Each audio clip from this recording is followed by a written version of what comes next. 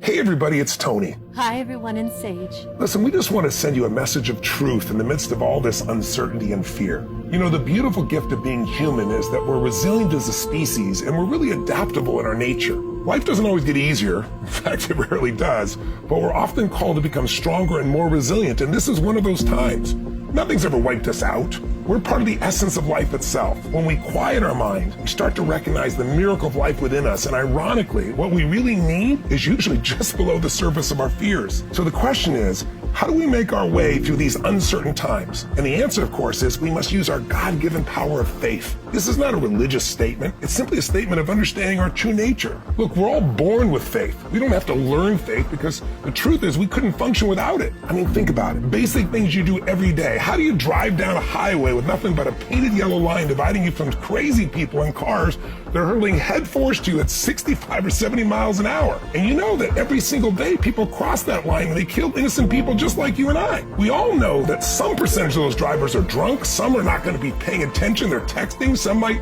actually be falling asleep.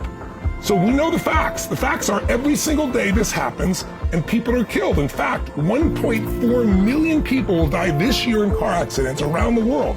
That's more than 3,200 people a day. That's like a 9/11 every single day around the world. And yet, we still drive. We're not shutting down driving. We're not saying, oh my God, we can't drive. Let's keep everybody from driving to try and keep those numbers down. Why? Because we have faith. That doesn't mean that we don't work and be smart. It doesn't mean we don't prepare ourselves. It doesn't mean we don't do what's necessary. But you know what? All of us inside know that this faith is required for life to be fulfilling, for life to move forward. Listen, without it, you can't leave the house. So why do we drive our cars? Why don't we just stay home? Because we know the consequences of not leaving the house is to have no life. No faith equals no life. We know being stuck or frozen in fear is not an option. So what do? We choose to move forward. We choose to be certain in the face of uncertainty. That's what faith is. We choose to have faith. And you know that at our core, we're more than anything we'll ever face. We know this. We know we can handle whatever life brings to us. We always have and we always will. That is the power of the human race. We don't let the possibility of challenges or pain in the future keep us from living our lives today and working to build a better tomorrow. And you know what else? It's possible to transfer your certainty when you grab it and activate it to other human beings and help them. It's also possible to produce uncertainty and unnerve them. It comes through in our voice. It comes through in our physical presence. In fact, you don't have to be in someone's physical presence. They can hear your voice from a distance on an audio and a voice message. They can see it in our face. They can feel it in our thoughts. They can notice in our writing, in our emails, in our texts, in everything we're a part of. Why? Because human conviction has a viral effect. It spreads from one individual to another. We all affected. You can see this with infectious laughter. You get somebody who's laughing their tail off, even if you're not feeling that way. After a while, it's like stop and you start to laugh.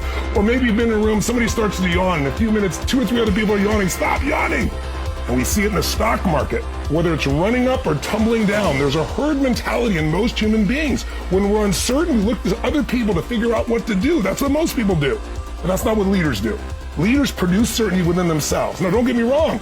We all have a 2-million-year-old brain. I do too. We all do. And it's our survival instinct that gets triggered by these fearful and uncertain moments. Now, what should we do to protect ourselves? Do we freeze or do we fight? Do we give up or push forward?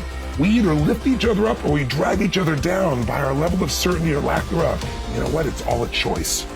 So today, maybe it's time we become conscious, you become conscious of your power and remind yourself and those around you that the human race is resilient, it's flexible, it's strong beyond imagination. That doesn't mean we don't educate ourselves and prepare ourselves or train ourselves for challenges. Of course we do. Anticipation is power. It just means we need to discipline our fears. And every day we got to stand guard at the door of our own minds. We can't just let anything in.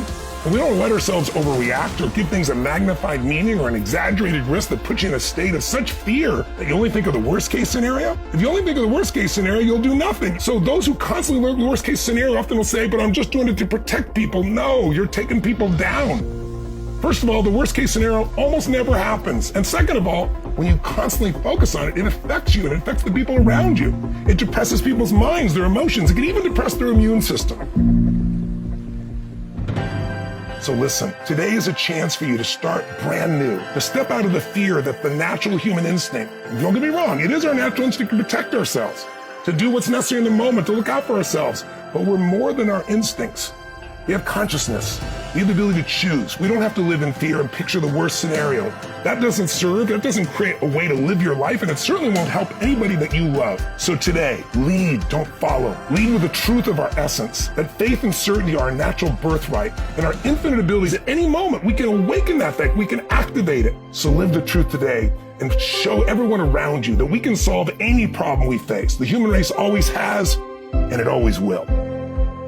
Thank you, Tone. During these times, it's important for us all to be reminded that life circumstances are meant for us to be experienced, and that there's grace amongst the chaos. The grace of us uniting and coming together and looking out for each other and serving and loving and supporting each other and those of us in need. You know, there's many stories of fear out there in the media right now, but there's also many beautiful stories. You know, a friend of mine the other day sent me a clip, and it was of this family in Italy. They started to play a guitar, and another one started to sing and to create music, even though they were quarantined. Through that music, they brought harmony, they brought joy, they brought light to each other. It's a beautiful thing of the human spirit.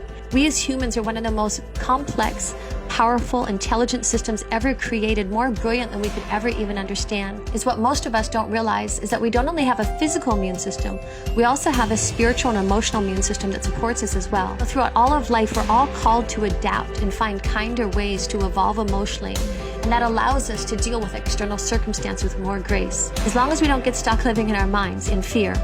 Our power right now is to have our own clarity of mind rather than getting pulled into the group mind of fear alone. You know, during these uncertain times of social distancing, it's also a gift to remember that we're all interconnected, whether we're in proximity or not. We all affect each other at every level, and we're truly one. You know, we're all being called right now to unite together, and as we do, we are truly collectively greater than any challenge that comes our way. So our core message to you is don't let fear control you. Do what you need to do to keep yourself healthy and strong. Look out for those you love and those you meet. Take advantage of this time to be together. Take a breath and connect. And just remember, we're not weak. Our immune systems have evolved over millions of years, and we as human beings have the capacity to deal with anything that's put in front of us. So live strong, live with faith, live with passion, be well, and God bless.